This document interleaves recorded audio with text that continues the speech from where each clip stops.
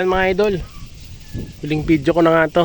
At huling video ko na to dito sa ating Yagi 5 element na UHF. Dahil na-tune ko na siya, maabot ng 1.2 to 1.5 ang kanyang SWR. At ang kanyang frequency range ay 420 MHz to 460. Yan, napaka wide. Wide ang ano niya, wide ang kanyang frequency.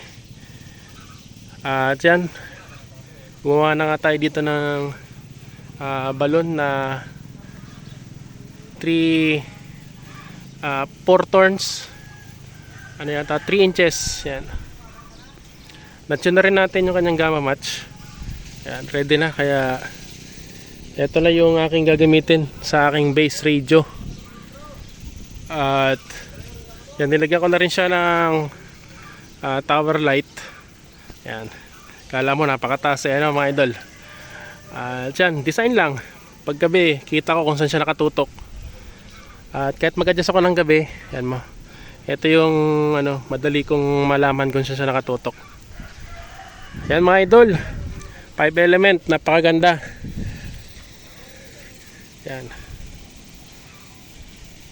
5 element yan.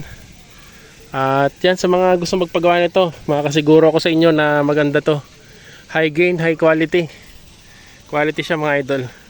Yan, papansin nyo, meron tayong element holder. Hindi tayo dumirect agad sa round tube natin. Yan, naka nut and bolt yan, o screw and bolt. Yan, lahat yan.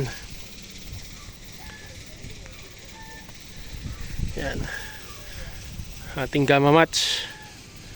Yan, maganda rin yung pakagawa natin. Quick release yung ating BNC.